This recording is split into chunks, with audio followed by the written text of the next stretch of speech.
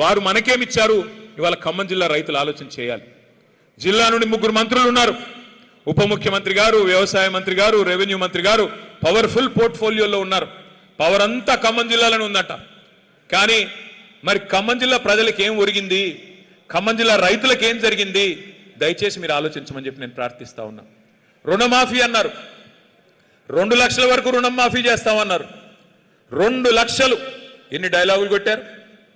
2 లక్షల రుణమాఫీ అని చెప్పి గద్దెనెక్కిన కాంగ్రెస్ ప్రభుత్వం మరి డిసెంబర్ 2023లో బట్టి విక్రమార్క గారు మీటింగ్ పెట్టారు బ్యాంకర్లందరితో. పెట్టి ఏమన్నారు? 50,000 కోట్లు అవసరం పడుతుంది. ఏది 2 లక్షల రుణం మాఫీ చేయాలి అంటే 50,000 కోట్ల రూపాయలు అవసరం పడుతుందని చెప్పి బ్యాంకర్లు బట్టి గారికి చెప్పారు. బట్టి గారు సరే అన్నారు. మరి ఏమైందో ఏమో తెలియదు. డిసెంబర్ పోయింది, క్యాలెండర్ మారింది, జనవరి వచ్చింది. జనవరిలో ముఖ్యమంత్రి గారి ప్రకటన 40,000 కోట్లు చాలు రుణమాఫీకి, 2 లక్షల రుణమాఫీకి. 10,000 ఎగిరిపోయింది, ఎవడు తిన్నాడో తెలియదు.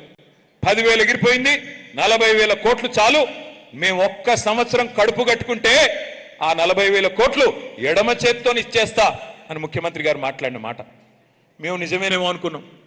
మరి 40,000 మాయమైంది. మళ్ళీ కేబినెట్ మీటింగ్ కాడికి పోయేసరికి 31,000 కోట్లు సరిపోతాయన్నారు. 31,000 కోట్లు సరిపోతాయన్నారు. ఓహో, ఆ 9,000 కోట్లు ఎక్కడ పోయిందంటే ఎవరికి తెలియదు. 9,000 కోట్లు మాయమైపోయింది. కేబినెట్ నుంచి అసెంబ్లీకి వచ్చే లోపల అసెంబ్లీలో బడ్జెట్ పెట్టే దానిలో 26,000 కోట్లు అని పెట్టారు. అక్కడ మళ్ళీ ఒక 5,000 కోట్లు మాయమైంది. ఎక్కడ మొదలైంది? 50,000 కోట్ల కాడ మొదలైంది రుణమాఫీ కథ. అక్కడి నుంచి ముఖ్యమంత్రి గారి దగ్గరికి వచ్చేసరికి 40,000 కోట్లు అన్నాడు. ఎడమ చేతితో ఇచ్చేస్తా, ఒక్క సంవత్సరం కడుపు కట్టుకుంటే చాలన్నాడు. తర్వాత మళ్ళీ కేబినెట్ కాడికి వచ్చేసరికి 31,000 కోట్లు. అసెంబ్లీకి వచ్చేసరికి బడ్జెట్ సమావేశాలకు వచ్చే వరకు 26,000 కోట్లు. అక్కడి నుంచి చివరికి ఎక్కడ ఆగిందయ్యా అంటే ఈ మధ్యన నొక్కి నొక్కి చెప్తున్నారు తుమ్మల గారు, 20,000 కోట్లు ఇచ్చాం. అయ్యా నేను అడుగుతా ఉన్నా, 50,000 కోట్లు అని చెప్పింది మీరే, 50,000 కోట్లు అవసరం పడుతుందని చెప్పింది డిసెంబర్ 23లో మీరే, ఇవాళ 20,000 కోట్లు ఇచ్చామని చెప్తుంది మీరే. అంటే దాని అర్థం ఏంటి? రూపాయిలో 40 పైసలు మాత్రమే రుణమాఫీ జరిగింది, ఇంకా 60 పైసలు కాలేదు. ఇది మోసం కాదా? ఇది ఓట్లేసిన ఖమ్మం జిల్లా రైతుల్ని మీరు వంచడం కాదా? మిత్తిలు కట్టుకోండి, 2 లక్షల మీద ఎంతుంటే అంత మీరు కట్టేయండి, మిగతాది మేము కడతామని మీరు చెప్పిన మాట వాస్తవం కాదా? మిమ్మల్ని నమ్మి బ్యాంకుల్లో మిగతా డబ్బులు కట్టుకున్న రైతుల పరిస్థితి ఏంటి? ఇవాళ ఆలోచించమని చెప్పి ఖమ్మం జిల్లా రైతు బిడ్డలు నేను అడుగుతా ఉన్నా. అట్లాగే మీకు తెలుసు రైతు బంధు. అయ్యా కాంగ్రెస్ వస్తే రైతు బంధుకు రామ్ రామ్ చెప్తారు, రైతు బంధు ఉండదు, ఇవ్వరు అని కేసీఆర్ గారు చెప్తే రేవంత్ రెడ్డి గారు ఏమన్నారు ఆ రోజు? ఎవరయ్యా చెప్పింది మీకు రైతు బంధు బంద్ చేసేందుకు? మేమేమన్నా దివానగాళ్ళమా? మాకేమన్నా దిమాగ్ లేదా? గుర్తుందా డైలాగు? లేదా వీడియో వేయాలా? గుర్తుందా? మేమేమైనా దివానగాళ్ళమా రైతు బంధు బంద్ చేసేందుకు? మాకేమైనా దిమాక్ లేదా అన్నాడు రేవంత్ రెడ్డి. ఇంకా గుర్తుందా ఏమన్నాడో? ప్రతిపక్షంలో ఉన్నప్పుడు ఏం కేసీఆర్ గారు 2 పంటలకే ఇస్తావా రైతు బంధు, 3వ పంటకి ఇయ్యవా అని ఎకసెక్కాలు ఆడిండు ఆ రోజు. 3వ పంటకు కూడా రైతు బంధు ఇవ్వాలన్న మొనగాడు ఇవాళ ఎక్కడ పోయినాడు? మరి పార్లమెంట్ అప్పుడు ఒక్కసారి రైతు బంధు, పంచాయతీ అప్పుడు ఇంకోసారి. ఇప్పుడు 30 తారీఖున ఇస్తున్నారంటే మళ్ళీ ఏదో ఎలక్షన్ ఉంటేనే ఇస్తాడు తప్ప లేకపోతే ఇచ్చే కేసు కాదు. ఎన్నికలు ఉంటేనే మళ్ళీ రైతు బంధు, లేకపోతే ఇప్పటికి 3 సార్లు రైతు బంధు ఎగ్గొట్టిన దివానా ఎవరు? వినబట్ల 3 సార్లు రైతు బంధు ఎగ్గొట్టిన దిమాగ్ లేనోడు ఎవడు? మరి వాళ్ళు నేనేం బూతులు తిట్టట్లేదు స్వామి, ఆయన చెప్పిందే చెప్తున్నా. దివానాగాడు, దిమాగ్ లేనోడు అని ఆయన చెప్పిందానే ఉటంకిస్తున్నాను తప్ప మళ్ళీ లేకపోతే ఎవరో ఒకరు అంటారు ముఖ్యమంత్రి గారిని ఇట్లా అంటావా అట్లా అంటావా. ఈయన ఏం అనట్లేదు, ఆయన చెప్పిందే చెప్తున్నా. అట్లాగే నేను ఒకటి అడుగుతా ఉన్నా, మీరు ఆలోచించమని కోరుతా ఉన్నా. రుణమాఫీ మోసం, రైతు బంధు మోసం, బోనస్ అన్నారు.